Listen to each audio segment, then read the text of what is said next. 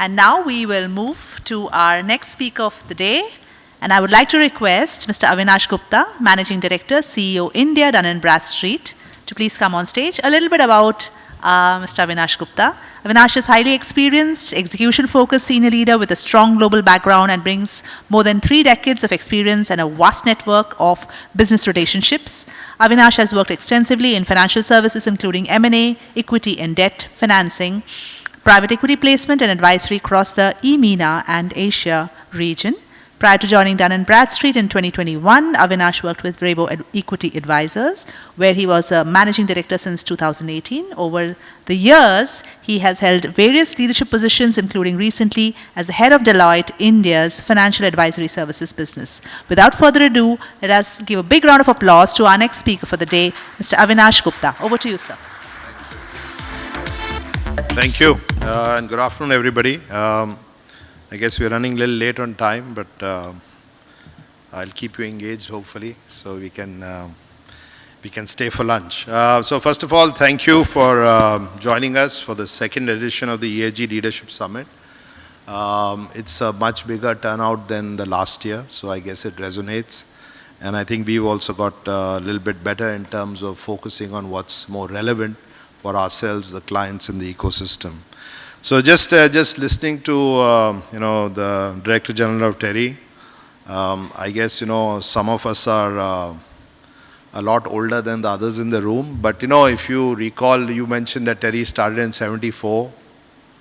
In early '70s, does anybody recall what happened in early '70s? Early '70s? How many people were around in early '70s? Many people were around. What happened in early '70s? Oil used to trade below $10 for all its life.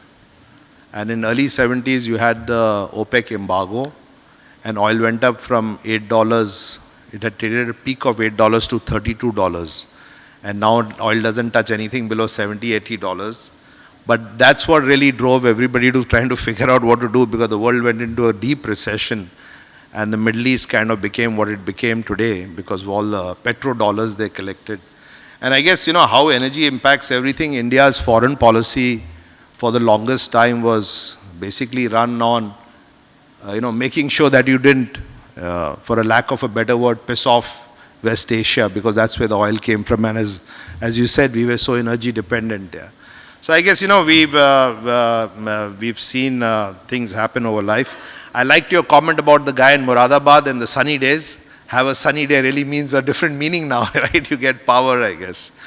So good to be here. I was looking at the screen sitting at the back there, got all these butterflies and all. I guess it'll be good to have some butterflies in Bombay and in our lives. We are based in BKC. We are in the Godrej building. You guys familiar with BKC and Godrej building? So the MCA is next door to us. Actually, I have an office which overlooks the green of the MCA as well. So I don't know if you've been to MCA, but I reflect on it whenever I go there. There's a small green patch in the middle. Have you guys been to MCA? How many have been to MCA? Many. You've seen the small green patch in the middle? There's a sign there which says that mobile phones not allowed. And the reason why mobile phones are not allowed, that there are few sparrows there. And the sparrows live there in there may be 50, 60 sparrows. If you notice in Bombay, there isn't a single sparrow. And that's because of the mobile towers and mobile signals. Yeah? So it's amazing how things get impacted in life. So whenever you walk by that green patch, you think that all these birds have died because of our mobiles, but that's how it is, I guess. And as you said, maybe COVID made us realize that we also may perish if we're not careful. So I guess lots to talk about. But thank you for being here. This year's theme is really from a catchphrase to reality, emphasizing, what corporates today have a pragmatic approach, as some of the, speakers that before me have said, while planning the ESG strategies. Business ethics for all of us who run companies is a responsibility, which I guess all of us are clear is well beyond profits now.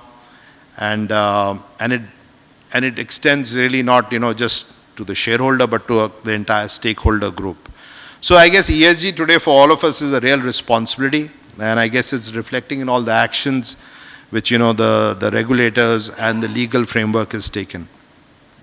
So let me begin by sharing a quote as well from economist Milton Friedman, who most of us would have heard, who studied a little bit of economics in life. You know, he's a Nobel Prize winner.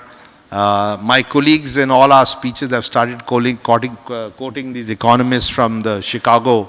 Milton Friedman also is from Chicago. My boss is actually a very serious economist and is on the Harris board in Chicago. So all my colleagues quote now the economists from Chicago.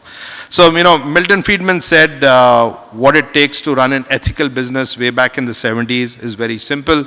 Focus on shareholder value and don't break the law. And I guess, you know, all of that is, and he said shareholder value, I guess more and more stakeholder value. And it's been, as I said, 5 decades since Milton said this. But, you know, with profound socio-economic changes, lots of things around how we run businesses are changing too. For example, today, you know, I guess all of us turn to corporates to solve problems. Even in the COVID time, you know, a lot of the heavy lifting obviously was done by the government, but the corporates did a lot of the heavy lifting themselves. And, you know, I guess many years ago, instead of corporates, you looked at governments to resolve all problems. And maybe going back before that, you know, I guess it was, I guess, religious factions or sects which create all problems. So when you look at Europe, for example, you know, the biggest buildings in the, maybe 1,000 years ago were built by the church. The Vatican built the biggest building, and then it evolved to the government's building, the parliament.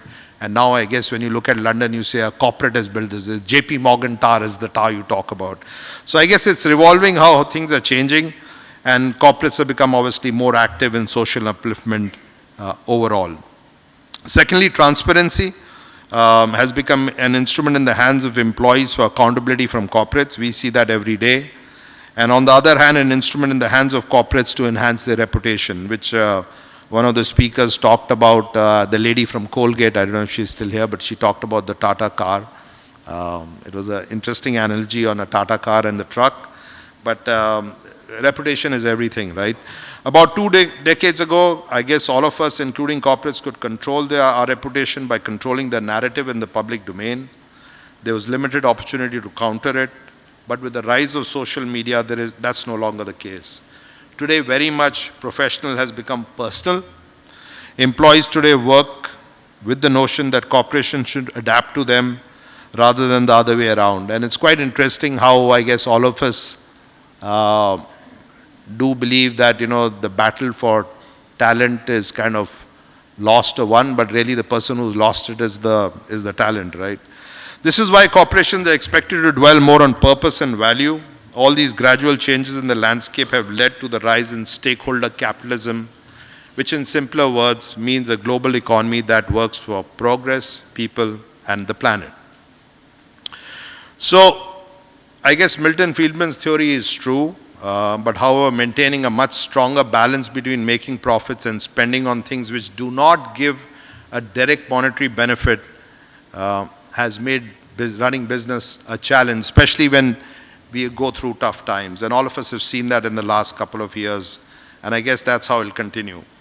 It is therefore important for companies to prioritize where and how their businesses and how that change is going to happen over the coming decades. Moving to another thought, with the rise of ESG investing, and you know, all of us ultimately start listening when the money talks, and the money starts walking, then all of us have to listen. When a large sovereign wealth fund says that they're not going to invest in a certain type of industry, it focuses everybody's mind. When the ecosystem pushes banks not to finance any carbon projects, you know, it's real. You know, HSBC, I don't know if you guys followed, a couple of weeks ago had agreed to make a lot more disclosure. Barclays, pretty much, you know, it's very difficult for large financial institutions to do certain type of financing based on the kind of, you know, the pressure from the ecosystem, and rightfully so. But with the rise in ESG investing, a corporation needs to tick the box on a long list of parameters to become ESG compliant. And you referred to some of the processes which we are talking about in India. With increasing regulatory pressure, a structured approach becomes imperative. Amidst all of this, creating the right materiality map while balancing stakeholder interests has become the need of the hour. A convincing narrative is when a corporation is able to discover that good ESG practices help unlock efficient and cost-effective processes. New age technology as AI, machine learning, and most importantly data analytics, which is what we are focused on, are enabling and will enable more businesses to identify ESG opportunities. I think, you talked about the real estate case where, a whole bunch of energy saving can happen. When you look at the real world, there are lots of examples of, especially in the real estate side, where people have really made a lot more NPV for their projects by focusing on these matters. So, there are lots of examples. Some of my previous speakers have alluded to that, but all these compelling examples underscore the growing shift among businesses and investors, re-emphasizing the point I made earlier that ESG is no longer a catchphrase, but a strategic reality, which is what we are talking about today. Also earlier today, my colleague and Senior Director Preeta spoke at length about the key challenges businesses are facing today with respect to ESG data. As a company, Dun & Bradstreet, and some of you referred to us earlier, are committed to help you make that data-driven decision. We are happy to partner with the ecosystem, which we are doing today, and all of you as co-partners in the corporate ecosystem. Recently, we conducted an evaluation of the current state of ESG implementation by surveying companies, understanding their challenges, and the benefits they have already accrued and are expected from these businesses. So I'll give you a sneak preview on some of the key insights. So first one, 64% of the overall respondents believe ESG implementation does lead to overall efficiency and cost saving. So 64%, very high number, believe that it leads to efficiency and cost saving. 73% of the respondents agree that ESG adoption serves as a proactive shield, ensuring business resilience in the face of ever-evolving regulatory landscape, so 73%. 60% of the organizations agree that strong ESG practices tend to attract top talent, especially from the younger workforce. So, I have kids who are pretty much finishing university now, and it's interesting to see their kind of focus and thought process on how and who they want to and where they want to spend their life and time on. I guess it was very different when I finished university. And for all of us in this room, our biggest challenge is talent and people. And I guess there is a strong mindset around that. On the flip side, companies have also cited some of the challenges, such as 73% of the respondents agree that data collection complexity is a key challenge. And that really is, and if you don't get the data right, you can't measure effectiveness right, and you can't do the right implementation. And I think Preeta touched upon that as well. The other challenge came out is that 64% of the respondents believe that enforcing ESG adoption across the supply chain is a key roadblock, and I think you touched upon the supply chain. Collaborative partnerships, transparency, robust monitoring mechanisms are essential for mitigating risk associated with supply chain sustainability. And there are people like us, I'm sure there are many others, but that's the kind of help we can provide in terms of looking at the entire ecosystem and helping pull that together. However, overall, there's a positive perception, very positive perception about ESG implementation. So despite all the challenges, 73% of the respondents hold the view that initiatives being adopted by companies are transparent, they are moral, and they are also successful. This indicates a positive perception of the ethical and operational aspects of the ESG initiatives underway. 55% of the respondents believe that ESG adoption results in enhanced portfolio performance. So again, coming back to the mother's statement, I guess capital drives everything. If ESG adoption and the people who provide capital, who write the checks, believe that it leads to better portfolio performance, I think it's only a good thing. We have included these insights in a report titled The Ultimate ESG Playbook, which will be released soon, so please do look out for that. This is expected to serve as an essential guide for implementing ESG strategies in each of our organizations. So maybe wrapping up, coming back to the summit today, we are truly honored to have all of you here. Thank you for your time and your participation and enthusiasm and the candor. We all know that there are challenges and problems, but there's also a bright side too, and there are sunny days as well. Since morning, we've had a number of panel discussions and keynote sessions looking at the crucial aspects of ESG.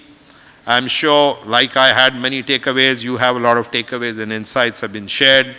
The highlight of the event is the release of our premier report, the ESG Champions of India, as well as the highly coveted ESG Awards 2023. We have listed India's leading 1,000 listed ESG entities and have identified ESG Champions of India across 24 sectors based on our DNB ESG intelligence framework for your ESG initiatives. So we believe this is a small step in the right direction, and we hope with your support we can build on it. And lastly, in terms of, I'm sure many of you know that DNB, Dun & Bradstreet, has a legacy of close to 2 centuries. So we've been around a long time, 183 years to be precise, offering extensive data coverage across 130 countries and all industries. You mentioned about the SME ecosystem, 65% you mentioned. So, our data is really universal. We are a little bit thankful to some of the guys who started, some of the proprietary methods and technology in DNB many, many decades ago. So we have this concept of the DUNS number. I don't know, are you guys familiar with the DUNS number? DUNS number is just a unique identifier, nothing but an international Aadhaar or an international PAN, but I guess we started many decades ago. And because we started many decades ago and we do it globally, we have labeled the whole world. So we've got this DUNS number on something like 570 million entities globally. So it's a very large number. 570 million entities in all these 130 countries, and that's how we track companies, that's how we collect data, that's how we do our analytics. So out of this, the reason I mentioned that is out of the 570 odd million entities, obviously many of them have died, been merged, been bought or whatever, been liquidated. So there's something like 280, 290 entities which are still alive, which ping, and we get data. Interesting bit is that, as you'd imagine, only like 5-6 million of them are large companies, and by large companies I'm saying people more than 50 crores in size. So the rest of the world is really very small. So the point being made, the MSME world is even much larger than the 65%. So you need to carry that whole ecosystem, and that's where our data and our insights become very powerful, because we have some insights on that as well. So I think if the keenness of every government around the world is to create jobs, which get in the MSME side, is to see growth, is to get the right. So unless that ecosystem can be entirely taken off, we are all large corporates in many ways, but unless that ecosystem is carried through, it's a challenge. So that's why the data, the coverage is important, and that's why the insight is important. So talking of Banaras, the silk cluster you mentioned, and Moradabad, the brass cluster, we work very closely with SIDBI. So with SIDBI, we have, with SIDBI, we co-own a rating agency. There's a rating agency in India called Equity, one of the rating agencies like CRISIL. CRISIL is the bigger brand name. SIDBI and us own 35% each. And as you know, ESG ratings can, for the 1,000 companies in the Indian context, can only be done by a rating agency. That's what the regulator has said, SEBI.